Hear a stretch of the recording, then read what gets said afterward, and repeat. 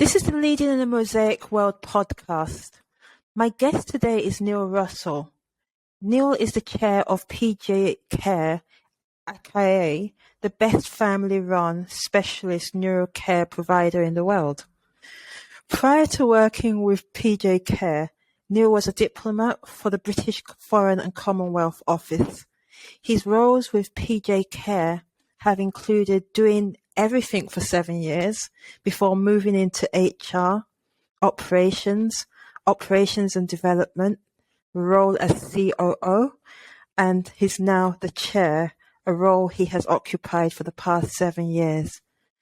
As chairman, his role is to build on the success of PJ Care, ensuring that the ideals and ethos of the founder, Jan Flawn, to continue to ensure the provision of the best possible high-quality specialist care for individuals with a neurological condition. With this in mind, not only has PJ Care been recognised as a diversity and inclusion champion at the 2021 Growing Business Awards, it is a living wage employer, and it is also recognised as one of the top 10 health and social care companies to work for in the UK by the Be Heard survey. And my understanding is that Neil has the ambition of making PJ Care the top overall UK employer. I'm glad you confirmed. So, Neil, thank you very much for being here with me today. Oh, it's great to be here, Susan. Thank you for inviting me. Yeah. And you're one of those people that with all the profile of your organization and all I've heard, you're almost a person I really wanted to talk to. Oh. Can I start off by asking you around when were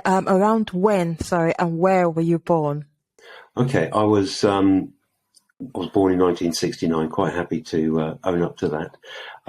In Gloucester, but that was actually 44 houses ago. 44 houses. Yeah, so that's how many times I've moved since I was born.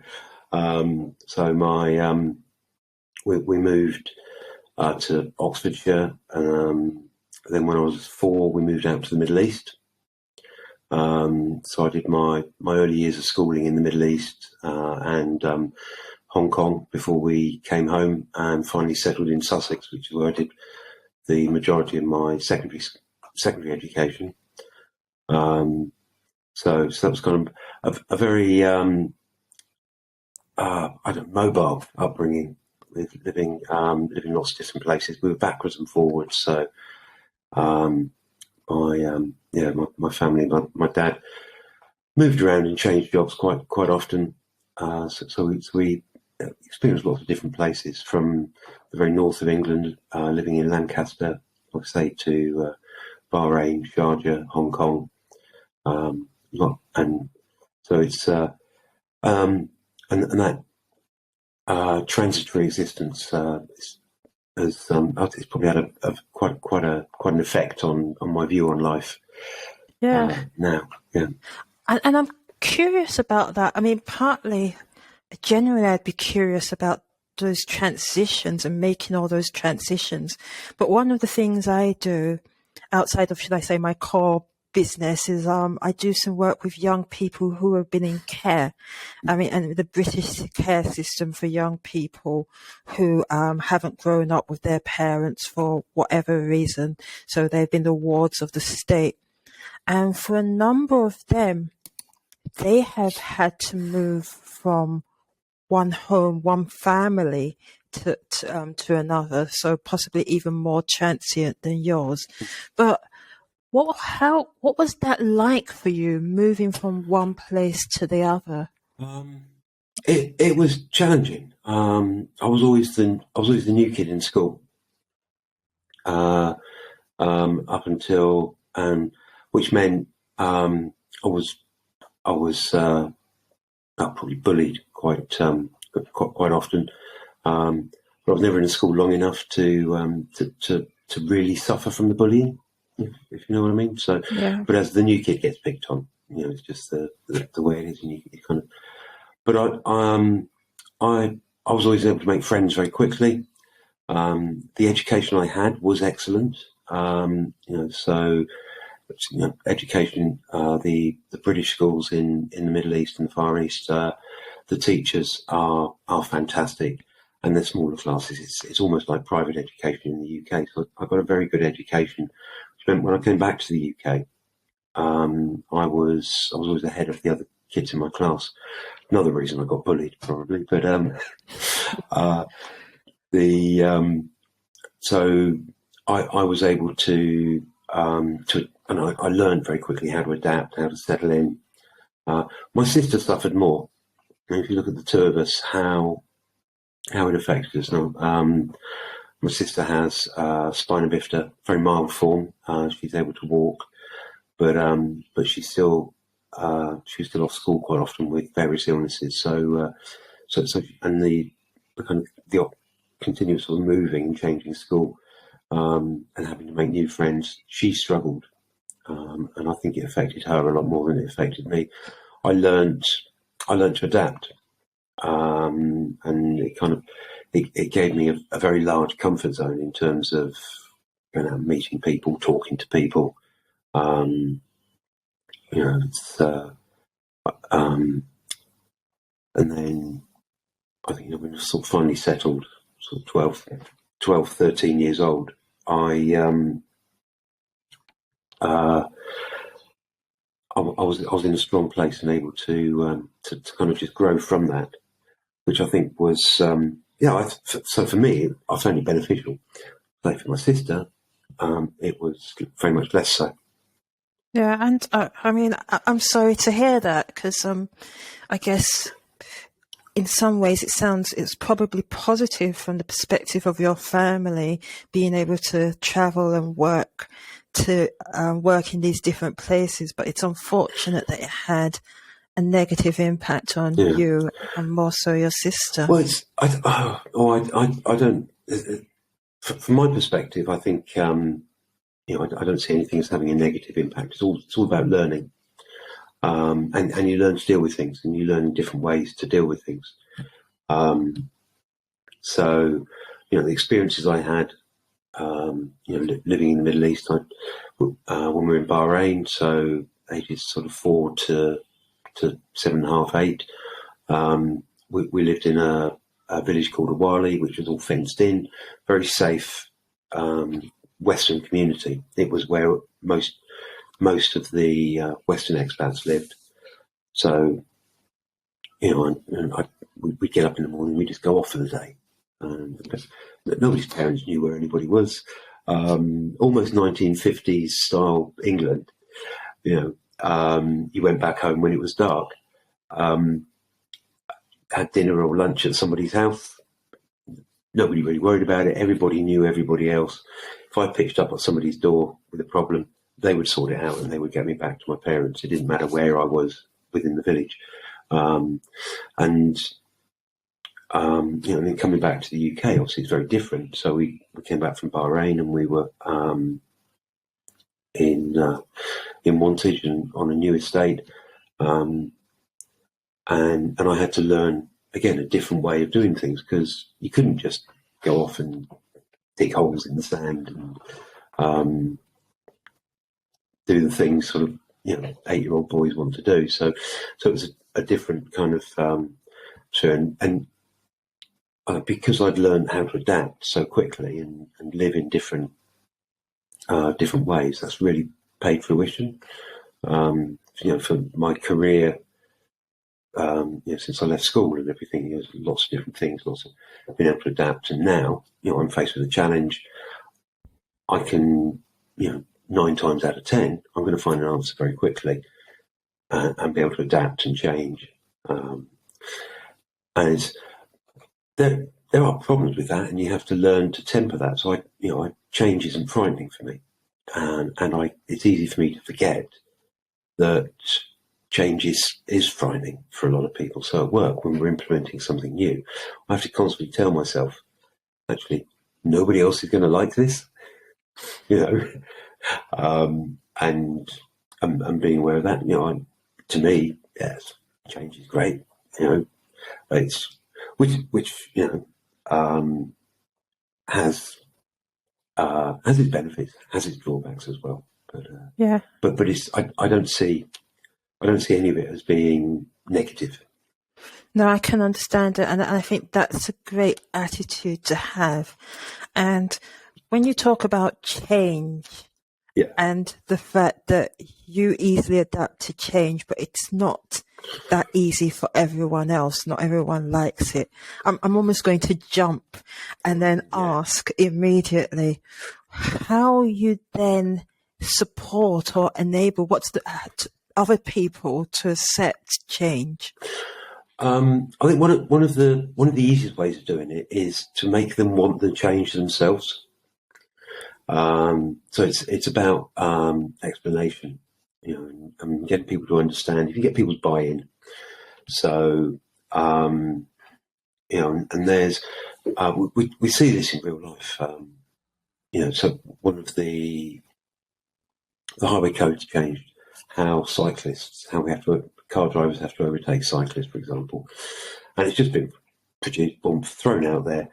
You now have to give them a full car's width when you're overtaking a cyclist. No explanation of why, and no attempt to get the buy-in of the motorist. So lots of motorists are still not giving cyclists a full car's width. Cyclists are expecting a full car's width. So there's this issue and there's a challenge. But once you understand actually that, if anyone who's ever been a cyclist and had a car whiz past them 1 foot away at 30 miles an hour, there's that kind of suction. You get sucked. There's a risk. You wobble on your bike and there's a risk of falling off. Once you understand that, yes, I'll give them a full car's width. It's safer. I don't want to run over a cyclist. Most people don't want to run over cyclists. So you will give them the distance, and it's about explaining that. So when I'm implementing change at work, we'll say we are going to do this. This is the reason we're going to do it. This is the improvement it's going to make, and this is why it's going to make your life better. And we go through that. There's still people who resist. There's still people who want to do things the way we were doing them 15 years ago. Despite the fact that lots has changed since then. But it's if you can get the majority to buy in, then they'll sell it to others for you, and it's making them want it as much as you need to actually put it in place. And that makes perfect sense to me. Yeah. I'm just wondering, what do you then do with the odd person that is still against it? There's always somebody. It doesn't matter what you say. There's always somebody who disagrees, and you've just got to go on social media and post something. Somebody's going to disagree. Yep. It doesn't matter. So it's the nature of of the human beast. It's who we are, and there's lots of things I'll disagree with. Sometimes because I just feel like being difficult. There's but it's you've got to win. You've got to win them over. Make them understand that this is, and if they are really stuck and that they can't understand, it's carrot and stick, I suppose. And you just say, no, okay, well, this is how we're going to do it. Do it for 3 months. If you don't like it, come back and talk to me. If it doesn't work, we can review it. But if you can come back to me in 3 months after you've done it for 3 months and tell me why it doesn't work, then we'll have a conversation. And I'm always open to be criticised. Yeah. I sit in meetings and I'll suggest something, and we go around the table. And if nobody's disagreed with me, I'll make them go around the table again until somebody does. I want people to disagree with me because that's how you fine-tune your ideas. Then you talk about it, and they'll say it won't work because of this. Okay, well, if we do this as well, then we remove that risk. Understanding the risks means, and if you can do all that before you implement something, so somebody, then the implementation goes so much better. And there's a few people who will sit in a meeting and will say, "No, Neil, that's not a good idea," and everybody goes quiet. It's like, "Oh no, you can't say that. You can't say that." And that's excellent. Okay, why is it not a good idea? And we'll have a discussion. Providing they've got a reasonable explanation of why something's not going to work, I'll listen. And it's not everything I suggest is right. I'm not far from perfect. Nobody's perfect. So I come up with ideas, and I won't necessarily have thought of something that's a likely outcome of the action I'm proposing. So, and if somebody says, "Well, if we do that, this is going to happen," oh yeah, no, I hadn't thought about that. Okay, let's go away and think about it. We'll take it off the table now, and we'll see what we can do to prevent that happening. And it prevents problems occurring. And you go back and you say, okay, well, if we do it this way, we can prevent that. Yeah, no, that works. It's brilliant. I think management's all about, it's about risk management as well. What is the likely outcome? I have a favourite saying in when I'm talking to HR professionals, because they like to tell me I can't do something. So right, we're going to dismiss this person. We're going to dismiss this person. Oh no, you can't do that. Yes, I can. I can take them up to the roof and push them off if I want. I can do that. There's a massive risk involved, which means I probably won't. So what is the risk of me dismissing this person? And they say, okay, now how do we mitigate that risk? And it's they'll look at me. Oh no, you can't take somebody up to the roof and push them off. It's like, I can. I might not want to. It's a difference. Can't and don't want to, or not. Don't recommend you do that. Is very different to you can't do that. Yeah. No, that makes perfect sense to me. Yeah. I mean, that whole process that you have with decision making, bringing about change, how you engage people. Yes, there's the argument that it can take more time, but it's more effective in the long run because you've got people's engagement, you've got their buy-in, you've ultimately improved the process by including people. So I love all of that. And I also like the idea of actually the world isn't that black and white. So it's not always a matter of you can't do things. As you say, you can do things. They might not be the best things to do. There might be consequences to them, but there's a deeper conversation to be had. Yeah. So that all makes perfect sense to me. It does. There are rare occasions when you've got to implement change immediately, but actually they are very rare. Some things are rarely broken enough to need that immediate change. But it is important when you do need that immediate change that it's done immediately and watched, because something's going to go wrong with it because it's done immediately. You haven't done that. You haven't done the forward planning because you're planning afterwards. You have to make sure you do the planning afterwards and don't just kind of say, oh, I've made the change, I'm going to sit back and say, well, okay. No. Now I've made the change. Now we've got to tweak it and play with it and make sure it works and watch it very closely, because it will fall apart. Yeah. And I suspect that if you typically engage people in the process and then on an odd occasion there's a need to just make a rapid change, people are more likely to be supportive because they know that you're doing it because you have to. Yeah. And they understand. Again, it's about having conversations. You've still got time to have a conversation with somebody and say, we're doing this because, but I need you to support me and help me with it and tell me what's not working so we can fix it as we go along. It's,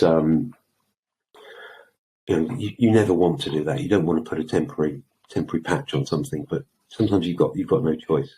You've got to make sure people know it's temporary and we're going to fine tune it. But we can only fine tune it together. Most of the work at PJ Care is now done by other people.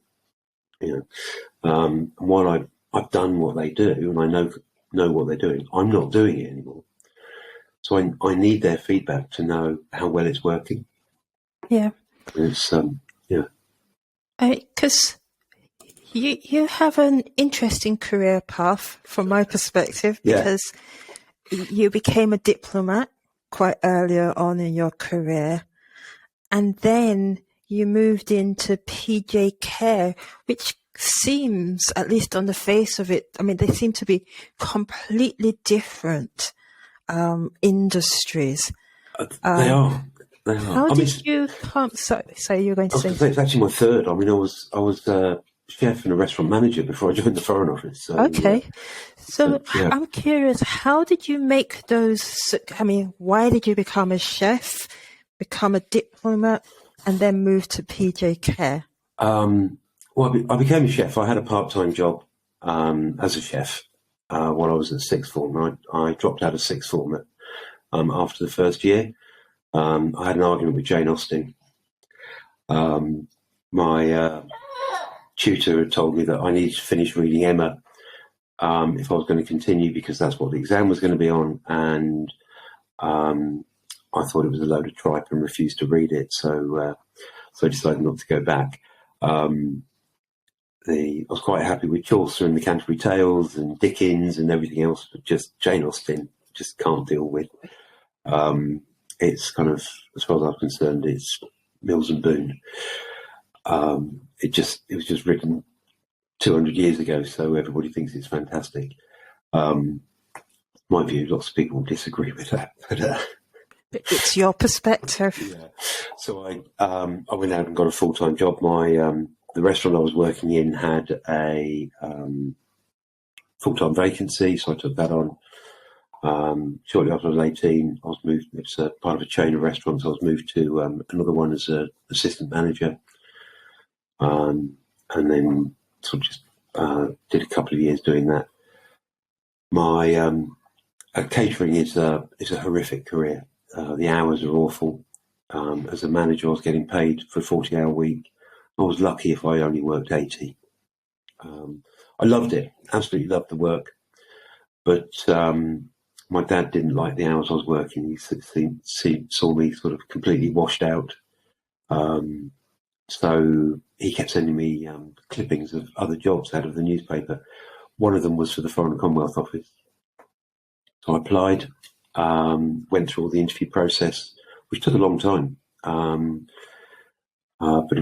but got through that. And March 1989, so just turned 20, moved up to London and started work in London on the migration and visa desk.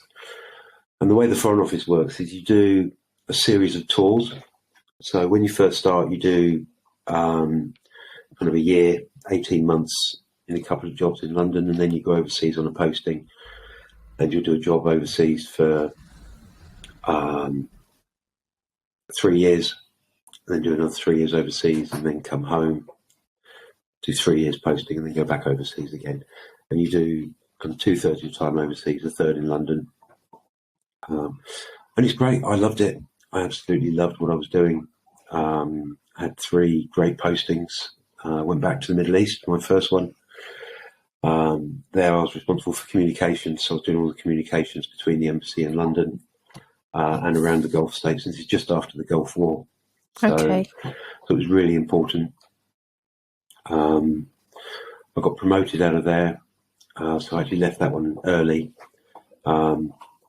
Got married while I was out there as well to my first wife. She and I, we came back to London for a year's training, and then went out to Brazil.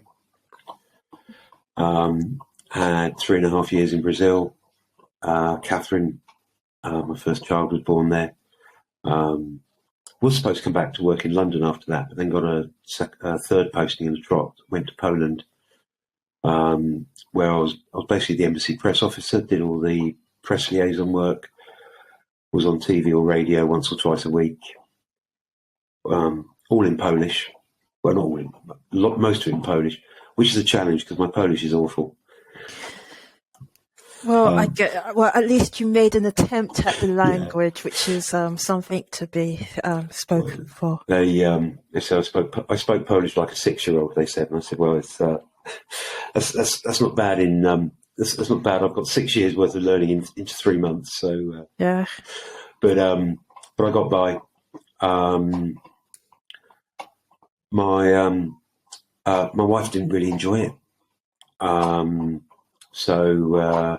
we were expecting a second child while in Poland, or due to come home from Poland. And we'd agreed, actually, we would look for something else. So I was looking for basically just a change of direction, but something that's going to be based in the UK. And my mum just happened to phone up almost the day after we had this conversation and say, I'm opening a care home, would you like to come and manage it? So the timing was just fortuitous. So I came back, I worked in London for a year. I was at a crossroads in my career in the Foreign Office as well. There's two career paths, and the one I was most likely to be on, I didn't like the look of. Nothing wrong with it. It's a good career path, but it was it didn't interest me and didn't feel me, kind of inspire me. And I think that's what I want to be doing in 10, 15 years. So the other career path, there's fewer people go down it. It's the path to being an ambassador, and so you've got to be excellent and lucky, or maybe lucky and excellent to get onto that career path, especially without a university, without going to university, without a degree. So it just so happens that after I've been in London for a year, I got offered a promotion that would put me onto the ambassador route. And I said, sorry, I'm leaving. But I never looked back. Started work for my mum in the 1st of April 2001. We opened Bluebird's first home 29th of May. And I'd always said, I don't know anything about care. I'm not a nurse. I don't know anything about this. So don't worry, you'll be in the office. You'll be in the office. You won't be involved. Yeah, within 3 days, I'm showering residents and carrying out personal care, working alongside the nurses. I've loved every second of it, even the really bad bits. I've really enjoyed. Yeah, no, that's an amazing journey. And so when I opened and I mentioned that you were doing everything for 7 years, you were really and truly doing everything. Yeah. So when we first opened, we only had a weekend chef. We hadn't managed to recruit a chef for the week, during the week. So I went back to my old career, my original career after leaving school, and so I'd come in the morning about 6:30, prepare breakfast, serve breakfast. Then I'd go in the office, do some accounts, deal with some referrals, trying to fill the beds, do some interviews, recruitment advertising, go back in the kitchen, prepare lunch, come back out. Maybe in between all this, somebody would call and say, Neil, we need a hand on the floor. So I got help out on the floor. Or some new furniture would arrive, or something that needed constructing, so I'd have to go and build that. So catering, care, maintenance, sales, the accounts, all of that, and I'll be doing it all in one day. And that's proved really useful. So when I'm talking to a care assistant saying you can do this, I know they can do it because I've done it. Yeah. And over time I've learned an approach. I've worked with some fantastic nurses and some fantastic carers, and I've learned from everyone, including ones who are brand new to the business, got no idea themselves what they're doing. You can learn from them as well, because they don't know what they're doing, but they're trying, and they'll go in and they'll try something nobody else has tried before because they don't know it doesn't work. But for them it works because they put a little difference to the way they did it. And it's like, oh, that's great. So, you can learn from somebody who thinks they know nothing, and technically, has never done it before, because because they've not had years of experience that tells them something doesn't work, so they'll try it, but they try it with just enough difference to make it work and get it through, and it's fascinating. So and being able to do that and learn, and this is where that constant change in the schools, and so different teachers every year, sometimes 3 different teachers in a year with different education methods, that helps. So I've had to learn different ways of learning, and when I learn, so I listen to somebody, watch somebody, and do it myself, and it all and that helps. So, and I was born in 1969. I'm 54. I can still learn, and I think that's, dare I say, a key to your success. A key to you being able to bring about change more effectively beyond what you've already said. The fact that you're open to people coming with different approaches, the fact that someone doesn't have to have all the experience, and you say, well, give it a try and you can do it. Plus, dare I add, the fact that you have done a lot of these jobs before. So you're not that person that has just come in at the senior level telling people what to do without an understanding of the practical side of things.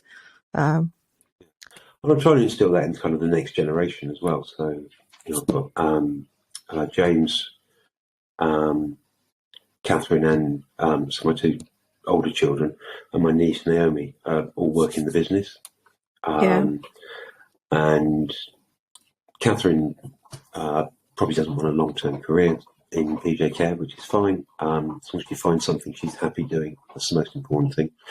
James and Naomi like working for us, so, and with them, they started. So Naomi started as a care assistant. She's working as a carer. James started in the kitchen as a kitchen assistant, qualified as a chef. He spent a year working with our HR team. He's now working with our finance team, and he's learning from the bottom up. So when the day comes, they're in a position to take over, they'll have a similar kind of understanding. And I absolutely love that. And I mean, because I do know your mum, Jan, who, should I say, is the founder. And he has sort of stepped back. And I say sort of stepped back because I still see her posting about the organization.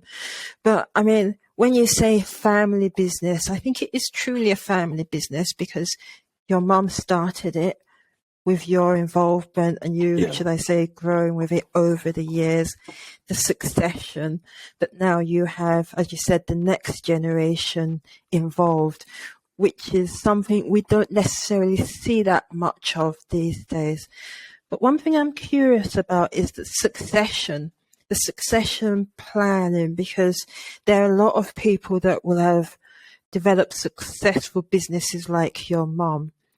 And I don't know whether it was a long-term plan for you to take over, but I'm just thinking, how do you have a successful succession plan to move from one generation to the other, or one person to the other in another form?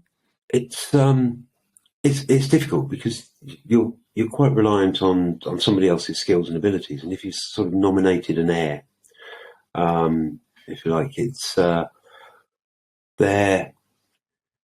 You need that. You want that heir to be able to do the job. So my mum, she brought in. We had a chief executive come on board who was going to work alongside me. That was the original succession plan. Sadly, that didn't work out. And we had 2 chief executives, neither of whom had the same business model, wanted to run the same business model as we run. I try and follow my mum's business plan. the quality of care comes first. So, and that is key to everything we do. It genuinely is. So the profit margin, the bottom line, is important, but it's not the most important thing. The quality of what we do, providing good care. So it's finding. So if you brought in a chief executive, who, if something had happened to her and she'd had to step away in those days, I would have worked alongside the chief executive. There would have been somebody there who had the skills to run with the business and take it forward, because I didn't have those skills then, and it's being chairman or chief executive, leading a business, you need a particular set of skills, and so it involved quite a sea change in how I was thinking and how I operated. That happened. I learnt. We went through some challenging times as a business for a variety of reasons, and through that, I could see the mistakes that had been made by these chief executives to lead us into the path we were on. So again, that constant learning. For me, looking forwards at the moment, none of the next generation are ready to pick up the reins and do the job I do. So I have a different succession plan, and I say it to everybody in the business. There's a bus out there with your name on it. What happens when it gets you? Who's going to take over your role? Have that plan in place. I've got a board, and some members of the board are of an age where they're starting to think about retirement. So they don't want to retire yet, but they're thinking about it, and they know actually, when they stop enjoying what they're doing, they will want to retire. When it happened last year, one of my directors retired, but I already had somebody in place. I knew this was coming. I had somebody in place working with him, ready to step into his shoes. So once he retired, Lisa was able to step up and take over and take it forward. And I've said this to everybody: who will take your place should something happen? Sadly, accidents happen, things happen. Somebody might be out of action for 6 weeks. What do we do for that 6 weeks? If it's 6 months, what do we do? If they're not coming back, what are we going to do? And so there's every member of the board and the senior management team has to have that plan in place. And part of their job is to coach their successor and develop their successor or successors. Because ideally we have two people competing for one role. And you've got a bit of a choice then, and a bit of friendly competition. We're expanding as well, so we're going to be creating more management roles. We're going to need more. So if we can promote from within, there's a gap that leaves a gap behind them. So part of somebody's deal to get promoted is they've got to be able to replace themselves. And just make that very clear, and then making sure people don't see a threat from having somebody, maybe their deputy, who's able to do their job. A good manager should be able to go on holiday for 2 weeks and come back and nobody noticed they've gone. Yeah. Because everything's in place, everything's running smoothly. So it's and that's kind of so. And this plan is not just me, not just for the family, but for everybody else in the business. Yeah, and there are two key things that come to mind as you say that. One is how do you ensure that you develop the diversity, optimize the diversity, especially at the senior level, within that succession planning? It's a challenge. It is a real challenge. So a year ago, the board was made up of middle-aged white men like me, which meant we had a particular viewpoint. We weren't able to look at everything. So I would invite people with a different viewpoint, people with a different background, to make it more diverse. So senior managers from different backgrounds with different heritage to come in and make sure that we're listening to them. They weren't people who were capable of sitting on the board, and the board is very small. There's only 5 of us, plus 2 non-execs, 3 non-execs. Sorry. So there's eight in total. One of the non-execs is my mum. She doesn't come to board meetings anymore, mainly because she's looking after Alfie, my little boy. But but Mark, who retired last year, he's stayed on as a non-exec. So he comes into board meeting, which is really useful because he comes in and because he's not involved day to day anymore. He asks questions of, well, why are we doing this? And it's a question we don't often ask, but it's useful to have those there. People asking the obvious question. But it's about bringing people. I won't appoint anybody because of their colour, because of their diversity, because of their heritage, because of their gender. I need the right people to do the job, people with the right skill set. So it's about making sure that everybody, irrespective of where they're from, irrespective of their background, whatever their heritage is, whatever their gender, has the opportunities to develop the skills to take that next step. So in the succession planning, there are more women ready to step up into the board. More people with different heritage, different backgrounds, and it is difficult because there's a lot of people who have a different heritage who don't have the full skill set because they've been told all their life they're not capable of obtaining it. And the first battle we've had is convincing people that they can do things that they've come to believe they can't because they've been told so often. It's like, no, you can do this. You can do this. So we've got developed a new role. So we've got an EDI officer, Elsie, who didn't believe she could do this. She was a care assistant,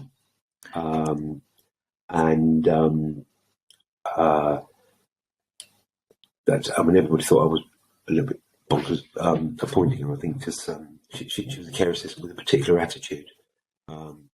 She liked to challenge. I love people that like to challenge. Oh, so do I. It was great, and I love this about Elsie, the fact that she would challenge and she'd say, "What no," and she'd stand up for what she thought was right, whether it be for her residents or for her colleagues or whatever it was. And absolutely excellent at her job, but would also stand up and willing to stick her head above the parapet. So I said to her, "You're the person who can do this." She said, "Oh no, I can't do this. I can't do this." Yes, she can, and she's excelling, absolutely excelling. And part of her role is helping us identify people similar to her who, for whatever reason, haven't had the advantage that I had of a good education, solid education, a good upbringing. Someone who I believe I can do anything because everything I've tried, I've been successful at, and nobody's told me I can't. And actually, that's not true. Lots of people told me I can't, but that's a different story. You did listen to them. Listen to them, yeah. And that's the thing, is learning not to listen. I think, and making your own judgments yourself, but teaching people, trying to re-educate somebody who's been told all their life they can't do something that they can. It happened to my mum. When she first started the business, she was going to banks, and the banks were going, "Oh, there, dear. Go back to nursing. Leave this to the men." And it's like, and she just ignored that and drove through. And it's absolutely incredible. In a business like care, which it's got to be 70% female, to have the amount of misogyny directed at women. You go to any of these awards dues where all the the chief executives and the MDs and the chairs are there. Most of them are men, and the women that are there are kind of shunned and ignored. There's an organisation now, sort of Women Achieving Greatness in Social Care, which is focusing on the the women leaders in care, and helping them come together and support each other, because even today they're still ostracised a little bit, and not given the support. So it's about finding ways of doing that and helping people develop. We're doing lots. I mean, obviously, like you said, we've got the EDI award from Growing Business, and it's not about ticking boxes. We can tick the box and say, yeah, we've reached our quota of women. With 50% women in the business, great. Yeah, 50% women in the business. Most of those are working in the lowest grades in the company. Why is that? And this is what we're doing. Is the why is that? Why can't these women get these jobs? And some of them are applying, but they don't have the skills to get the next level up. Why don't they have the skills? Let's give them those skills so that they can apply and be successful. And that's the focus. So whether it be women, people from different heritage, background, religion, whatever it may be, is identifying what do they need, and what do they need to overcome the disadvantages they've had previously, to bring that through. That's kind of the focus of our sort of EDI policies. Let's help people overcome the disadvantages they've had. And we're red hot on any kind of EDI issues. We just don't stand for it. There's no one strike and you're out. If somebody says something is bullying or harassing in any kind of way, we don't stand for it. They're straight out of the business. Doesn't matter who they are. Yeah. But it's and that means we don't have very much of that. And I think that's, a few things that stand out for me with that. Sorry, can you just give me a second? Okay. So from what you said, there's a lot that I like about your diversity and inclusion strategy. One is it starts from the very top. Yeah. So you are very clear. Because a lot of people talk about values and beliefs and what they stand for. This is what we're going to do. But with your organization, it starts from you and what you believe, and it permeates down, and you're very clear about what's acceptable and not from everyone. And I like that, because that makes all the difference. And I also like the fact that you've got what I would see as a long-term organic approach to diversity. Yeah. So it's, as you said, it's not ticking boxes. If I looked at the top of your organization, I'd probably see that it's still predominantly men.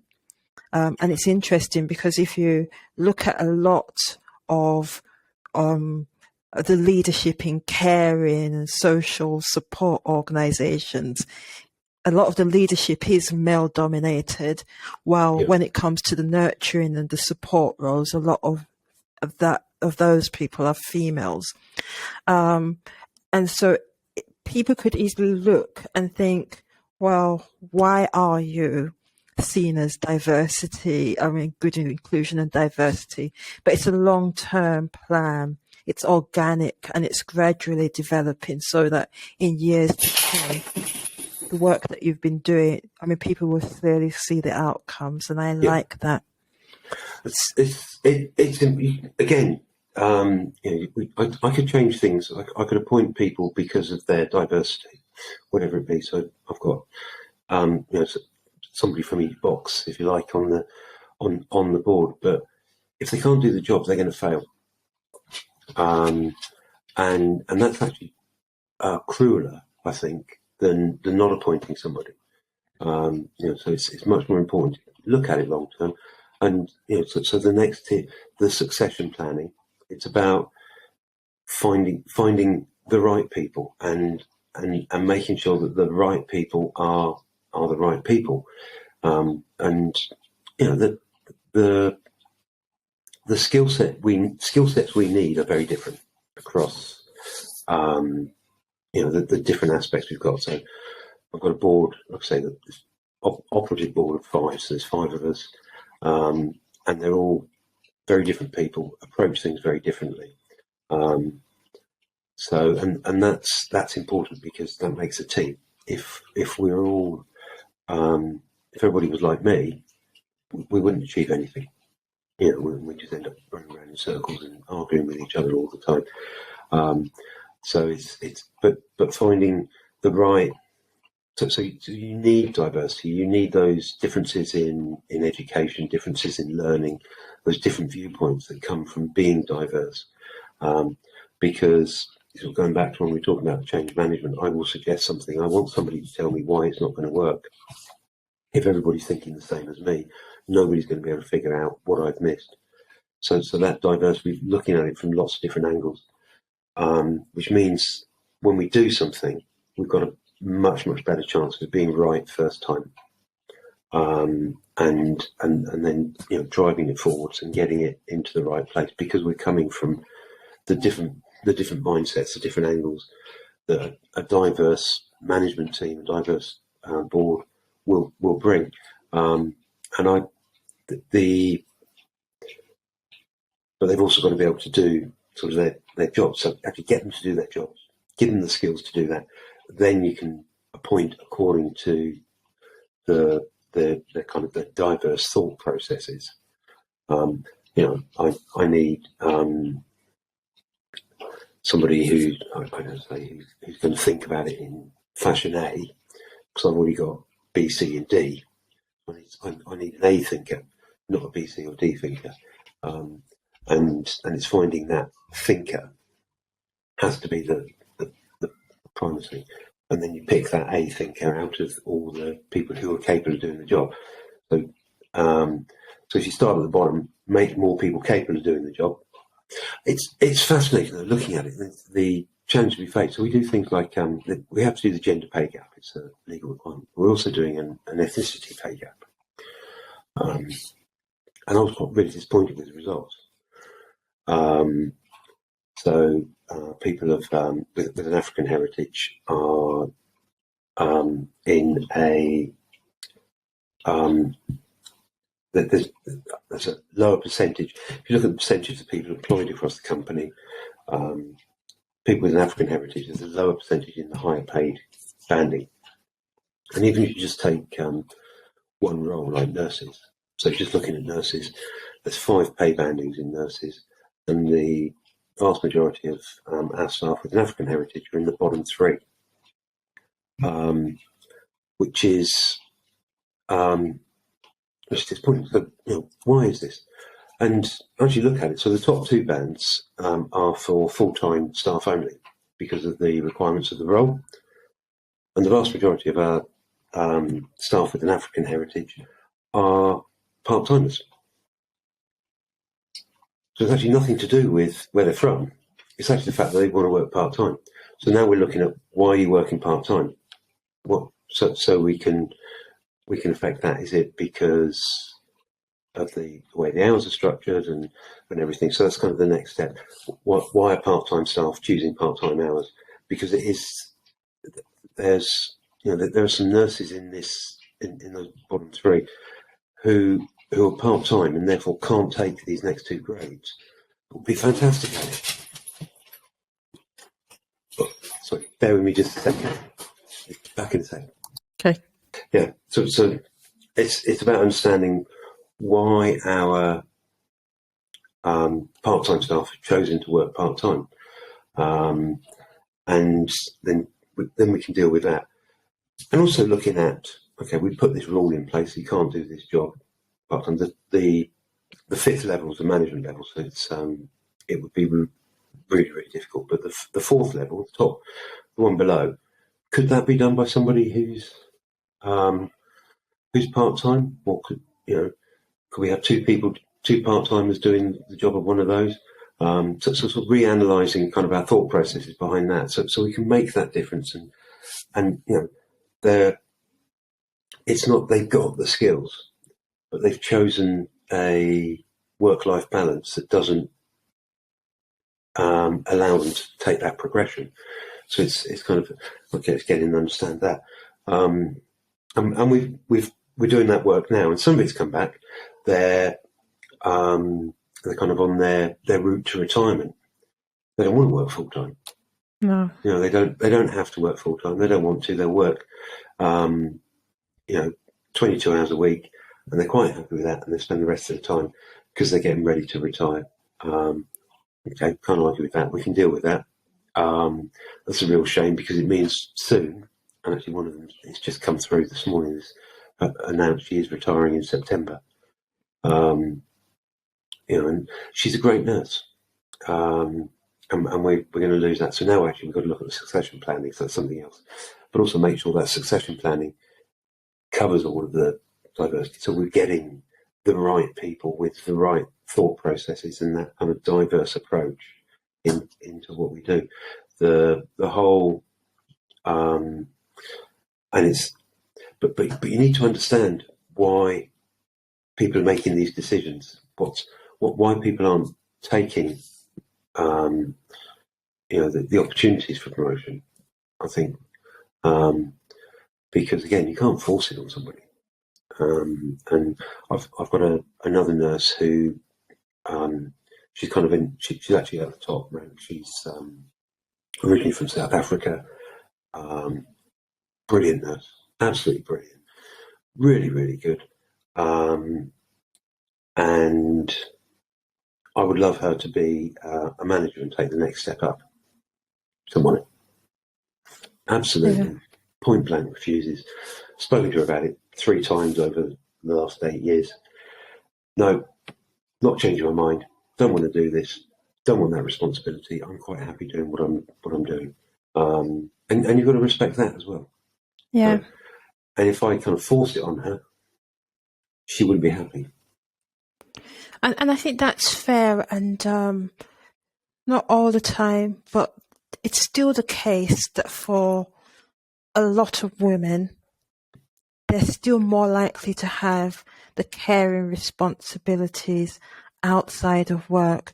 But one thing I love is that you're doing what I would call the deep work, the deep analysis, not just looking at things at a superficial level, but taking the time to delve down and really understand what's going on so that the solutions that you move towards are solutions that are truly effective. One thing I'm conscious of is we've been speaking for almost an hour, and there is so much more that I'd like to cover with you. So I would love us to come back at a future date and continue the conversation. But before we do, there's just one thing that I would like to ask you in closing. Okay. And that is, you're someone that's had to date a very successful career, but you're also someone that didn't go to university. And now you're at the top of an organization. And you did mention that when your mum was thinking of stepping back, that she did get a chief executive in place because you didn't initially have all the skills yourself. And I'm just wondering what you did in your case. So just as you're talking about upskilling employees, what did you do for yourself to upskill yourself to enable you to take on that position?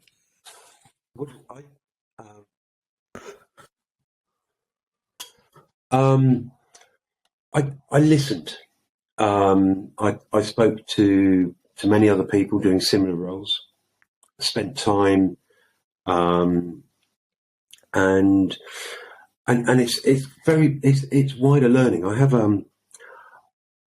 a picture of Stalin on the wall in my office, because it's I think there are lessons that can be learned even from the most terrible leaders. Stalin, absolutely atrocious man. Hitler, absolutely appalling man. The things they did, in no way should they ever be considered great. But if Hitler had been assassinated the first time they tried in 1935, he would probably be considered a great man in Germany because he turned Germany around reindustrialised and turned them around. And if the first assassination attempt had succeeded, he wouldn't be remembered for all the horrible things that he sort of subsequently went on to do. He'd only just started it. So there are things you can learn from everybody, even the worst people. And if I've worked with people who are absolutely terrible managers or absolutely terrible at their job. You can still learn from them. And I think it's that kind of wider learning of and taking it all on board and then being able to use it effectively, and take advantage of the opportunities I've got, the opportunities I've had to, I had the opportunity. I didn't have to take over from Mum and then learn it on the job. I was able to watch her. I'm a very different leader to my mum. She's very driven. She's very engaged. I'd much rather build a team around me,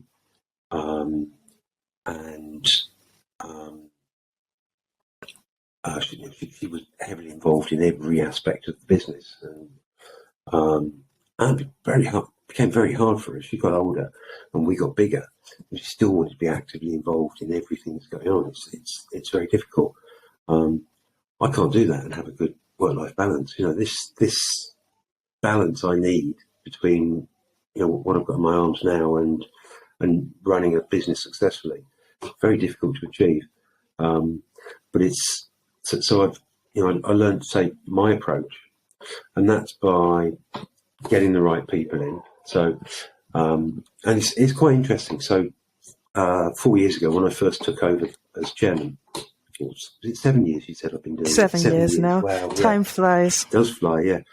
I could have told you exactly how much we're spending on every aspect of what across the business. In terms of our finance, I knew exactly where all of our money was being spent. Today, I don't know. I know the headline numbers because I don't need to, because I've got somebody in place who's doing the job and doing it well and doing it right. And it's about sort of trust and faith. And you point somebody into a role, you have to have faith in their ability and hope that eventually they're going to earn your trust. And I've allowed people to develop that trust. So I've got an operations director that I trust to do her job. My MD does his job. My director of clinical services does his job, and all I have to do is steer now. And I think my mum wasn't a real chair. She was an MD. She managed the business, and she was in there, and she managed it, and ran it her way. I've been able to take a sort of a step back, and I can chair. So I'm steering, I'm leading, I'm setting strategy, saying this is where we're going. This is boring. This is where we're going. We're taking things forward, and it's working. And I think taking that approach, doing things differently to how my mum did it. I didn't go to university, but I've had a lot of opportunities. It's not all been easy. There was 6 months I was living in a squat. So it's kind of one extreme to the other. But it's about the learning, listening, learning. I'm lucky. I'm very lucky. I've had advantages other people wouldn't even dream of. Yeah. I have to recognise that.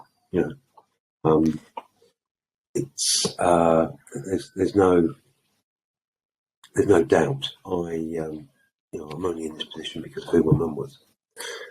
But I'm also at the same time I'm only in this position because I can do it. Yeah, it's both sides. If I couldn't do it, she wouldn't have appointed me. And I think I know enough of your mum to be able to agree with that. So thank you very much. I mean, I specifically like the fact that Your mum had her approach. You have your approach. Yeah. If Alfie, who has come to join us, was to decide to lead an organization at some stage, he would have his approach.